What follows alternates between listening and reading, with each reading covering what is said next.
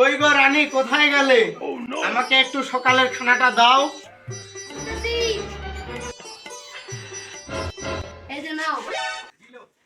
এ কি দিলে তুমি রানী?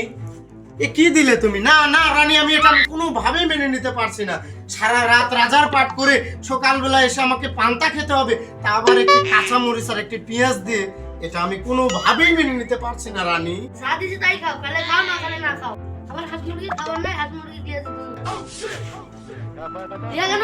রানী শোনো শোনো শোনো, রানী শোনো, তুমি যাও না, শোনো। এদিকে আসো, এদিকে আসো, এদিকে আসো। বসো বসো বসো রানী, এখানে বসো। মরদ মাছের কিসের রাগ, জ্বালা বাতি খামুহা।